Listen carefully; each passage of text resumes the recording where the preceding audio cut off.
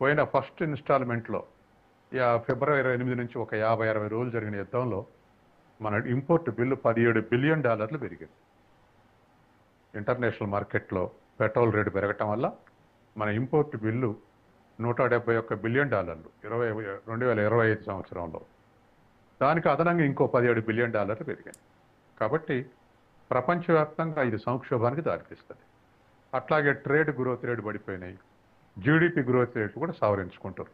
దానికి ఎగ్జాంపుల్ మన దేశం జీడిపి గ్రోత్ రేటు 7.4% నుంచి 6.5, 6.7కు తగ్గించుకుంది.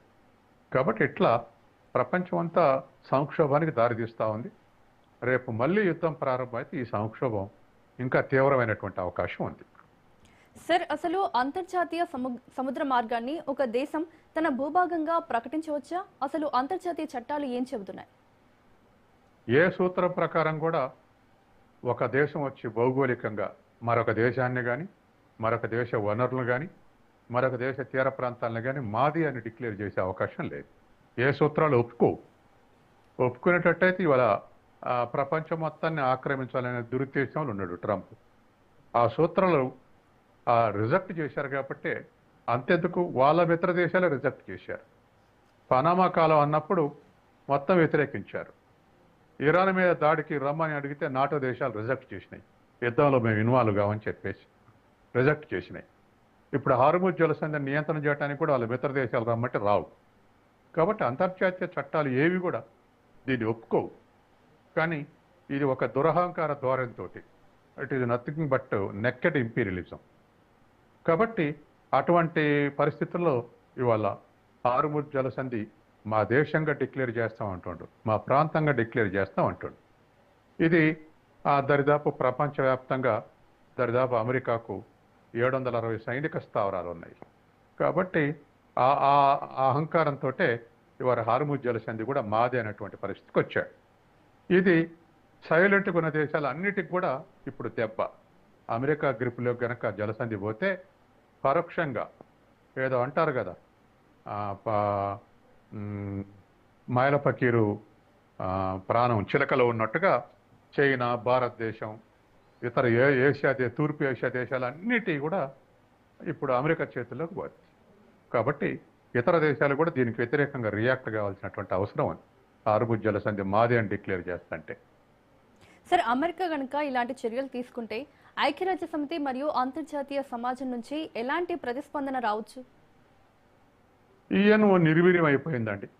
అసలు వాషింగ్టన్ నుంచి ఎలగొడతానంటుండు ట్రంప్ ఈఎన్ఓ అని.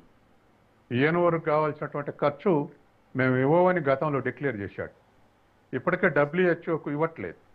డబ్ల్యూహెచ్ఓ నుంచి బయటకు వచ్చాడు, ప్యారిస్ అగ్రిమెంట్ నుంచి బయటకు వచ్చాడు, కొన్ని ఇంటర్నేషనల్ ఆర్గనైజేషన్ నుంచి బయటకు వచ్చాడు. మాకు నష్టం అనో, మాకు ఇష్టం లేదనో. ఇప్పుడు ఈఎన్ఓ కూడా నిర్వీర్యం అయిపోయింది. తీర్మానాలు చేయటం తప్ప అంతకన్నా పెద్దగా దాని పాత్ర నిర్వహించలేకపోతుంది. కాబట్టి ఇవాళ ఇటువంటి దాడులన్నీ కూడా ప్రపంచవ్యాప్తంగా జరిగే అన్నింటినీ కూడా ఈఎన్ఓ ఖండించాలి. కనీసం ఖండించే స్థితిలో కూడా లేదు.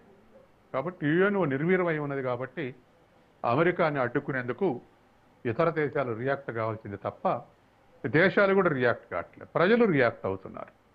వివిధ దేశాల ప్రజలు వ్యతిరేక ప్రదర్శనలో పాల్గొనటం. అమెరికాలోనే 320 టౌన్లలో 93 లక్షల మంది ఈ ప్రదర్శనలో పాల్గొనరని వార్తలు వచ్చినాయి. కాబట్టి అట్లా ప్రజలు వ్యతిరేకించి ప్రజలు బయటకు వస్తున్నారు తప్ప దేశాలు కానీ ప్రభుత్వాలు కానీ బయటకు వచ్చి వ్యతిరేకించే పరిస్థితులు లేవు. ఒకవేళ హార్ముజ్ సంక్షోభం ఎక్కువ కాలం కొనసాగితే గనక ప్రపంచవ్యాప్తంగా ద్రవ్యోల్బణం మళ్ళీ పెరుగుతుందంటారా? పెట్రోల్ ధర పెరిగితే అన్నిటి ధరలు పెరుగుతాయండి. అది జనరల్ అండర్స్టాండింగ్. ఎందుకంటే ప్రపంచవ్యాప్తంగా వ్యాపారం, ట్రాన్స్పోర్ట్ లేకుండా ఏ వ్యాపారం ఉండదు. అన్ని వ్యాపారాల్లో ట్రాన్స్పోర్ట్ ఉంటుంది. కాబట్టి పెట్రోల్ ధర పెరిగితే ట్రాన్స్పోర్ట్ ఖర్చులు పెరుగుతాయి. ట్రాన్స్పోర్ట్ ఖర్చులు పెరిగితే పెట్రోల్ ధరలు పెరుగుతాయి. తర్వాత ఇవాళ ఇంటర్నేషనల్ ట్రేడ్ అయితే ఇవాళ ఉదాహరణకు హార్ముజ్ జలసంధి నుంచి మన దేశానికి 2000 కిలోమీటర్లు. అది మూసేస్తే మనం రెడ్ సీ నుంచి దిగుమతి చేసుకోవాలంటే 10,000 కిలోమీటర్లు. ఇంకా అవతలికి పోవాలంటే కేప్ టౌన్ పోవాలంటే 22,000 కిలోమీటర్లు. ట్రాన్స్పోర్ట్ పెరుగుతూ ఉంటే పెట్రోల్ ఖర్చులు పెరుగుతాయి. పెట్రోల్ ఖర్చులు పెరుగుతూ ఉంటే ట్రాన్స్పోర్ట్ పెరుగుతుంది. ఇవన్నీ కూడా ప్రజల మీద భారంగా మారతాయి. కాబట్టి సహజంగానే ప్రపంచవ్యాప్తంగా ద్రవ్యోల్బణం వచ్చేటువంటి అవకాశం ఉంది. మనది కూడా జనవరి డిసెంబర్ ముందుకు పోయి లెక్క చూస్తే 1.72% ఇన్ఫ్లేషన్ ఉంది. ఇప్పుడు అరౌండ్ 5% ఇన్ఫ్లేషన్ ఉంది. యాక్యురేట్గా చెప్పాలంటే 4.7% ఉంది.